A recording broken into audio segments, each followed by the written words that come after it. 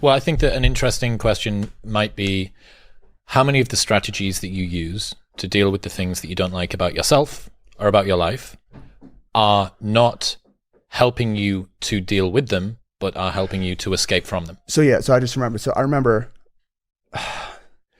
when I was like young, when I was like 13, 14-ish, like 12 or whatever, I was like very insecure. I was like skinny, whatever, right? So like I saw like, you know, muscular people that I look up to. I was like, oh, like I want that, right? So then I followed a bunch of people. I gained like a lot of inspiration. And then I did like what I needed to do to like build my physique. And then I think I was around the age of like 18, 19, 20, like sometime around that time. And then I think that's when Jordan Peterson like first started popping off.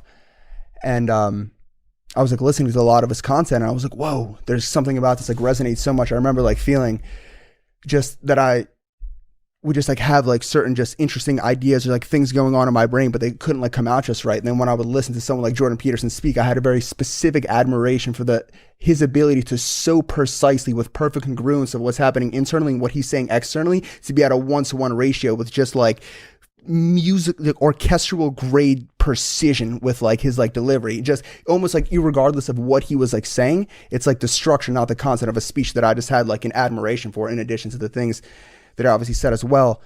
So then that I feel like launched my brain into wanting to just like develop in those like general regions, like categories and stuff. So I would just listen to like so many other people, you know, the Sam Harris's, Alan Watts, etc., like all these like different people. So then I remember like reaching a point of like, I was like 20, 21-ish. And then I had a general feeling of just like the whole body dysmorphia, yada, yada, all this like stuff was just like catching up to me, all these like generic, whatever, like all these are problems that me and like so many people deal with.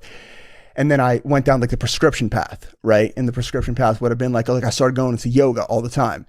And then I had this like huge ego complex, like showing up on time, like doing all like my poses like extremely, extremely well. Cause I'm like, if I'm like doing this, right? And then I also like, I'll like sit down and like I'll meditate in the morning for like 30 minutes, whatever. I was like so obsessed and excited to do that because obviously, you know, the thought pattern is doing these things will like alleviate me and like get me out of like my problems or whatever.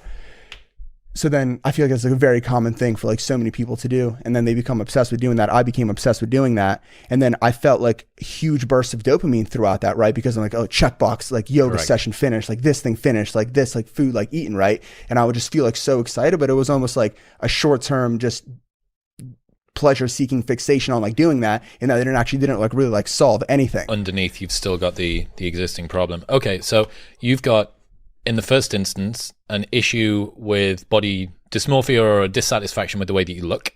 Mm-hmm. You fix that by finding people that you like the way that they look and modeling what they do. Mm-hmm. Then you find people that you admire the way that they think, and you compare the way that you think to the way that they think. You then start to model off of the way that they think.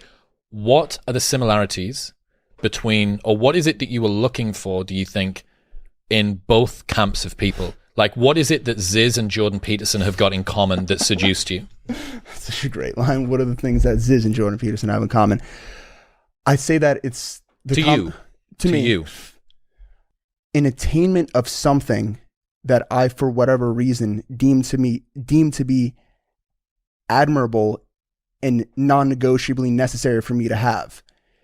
And in Ziz's obvious case, it's, you know, muscles, Jordan Peterson brain, etc. But so it's just their accomplishment of something.